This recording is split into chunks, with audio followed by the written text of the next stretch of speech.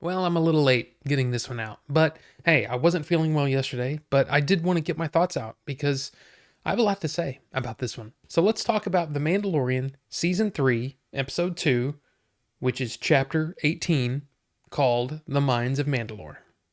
So, of course, this is not going to be a play-by-play of the episode, but there is some pretty substantial things that if you haven't seen the episode, I don't want to ruin it for you. So if you haven't seen it, maybe come back later and watch this. I mean, I don't know. You do what you want to do, but I also want to say that if you haven't seen the episode yet, you know how they do those little recaps at the beginning? Yeah, just skip that. Do me a favor, do yourself a favor, and just skip that because it kind of telegraphed something that happens later on in the episode, which I was a little bit like, oh yeah, that's what's going to happen now, which I would have preferred just being surprised about it. But there you go. So the episode starts off where we're back on Tatooine, and of course we have Amy Sedaris' character there.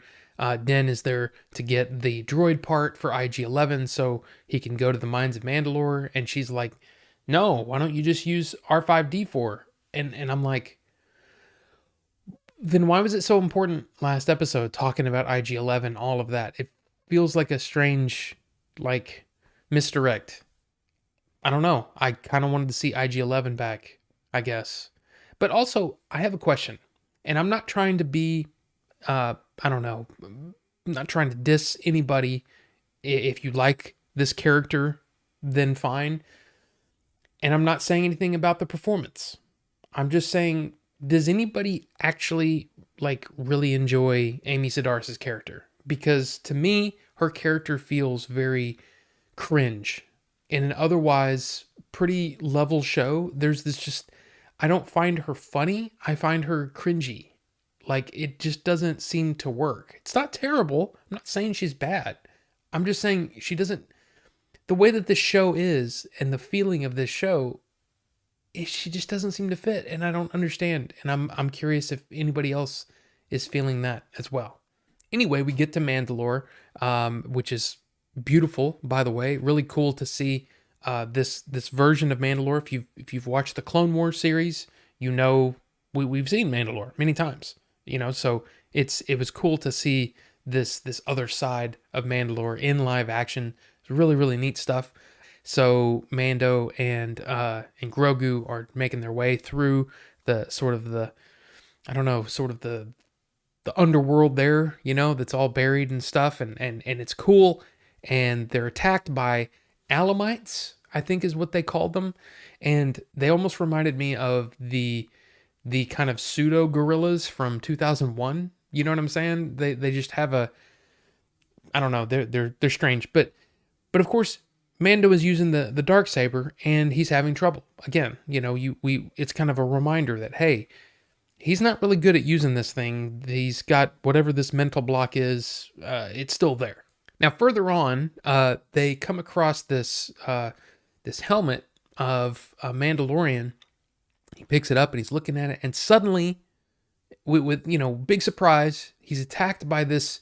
I thought it was a creature, but it's actually like this droid thing, and it's got a like a an organic eye inside this metal thing, and it kind of reminded me of two things. It reminded me of the Bomar monks, which are on Jabba's palace, you know, like on Tatooine.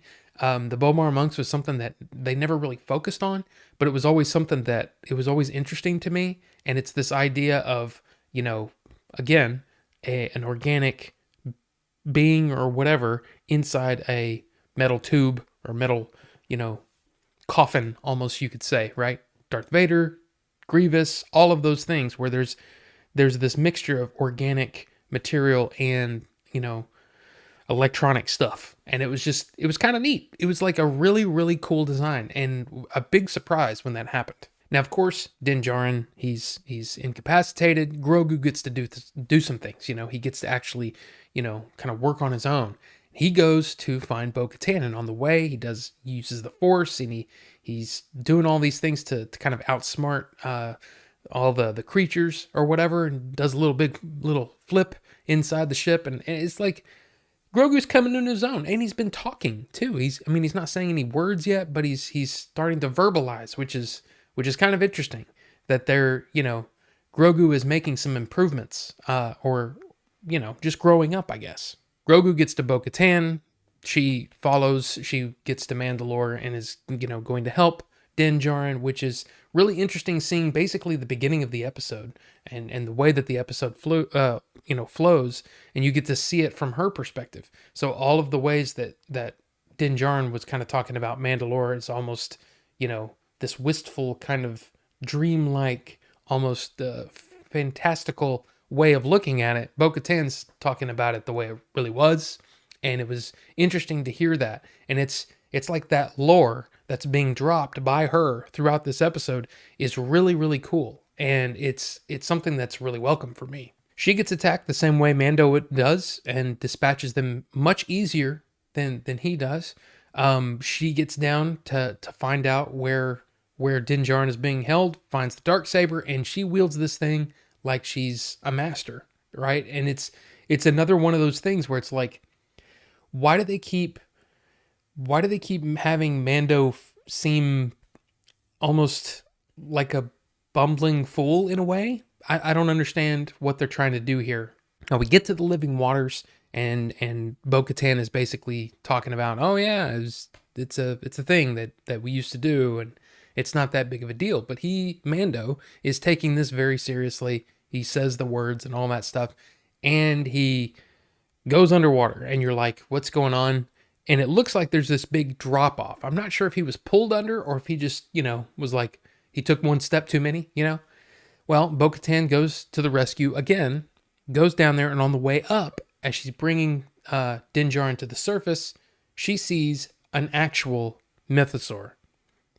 Again, these are things that I didn't expect to see.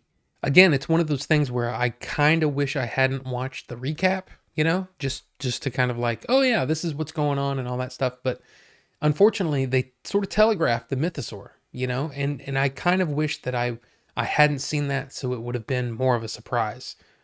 I don't know, but it's still like really, really cool. And then the episode just ends. Now I want to talk about the good about this episode and the series so far. First off, I saw that IGN had posted about the darkness in this episode and how it was hard to see what was going on. Now, what was strange was my wife and I had talked about it, and we both remarked at how good this episode looked. Like, it looked really, really, really nice.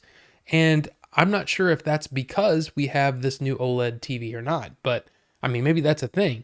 Maybe IGN doesn't have good viewing equipment. I don't know. All I know is I thought it looked great. The set design is fantastic. It really is. The everything is looking really, really good. Doesn't look like the volume in a lot of cases, which is very welcome.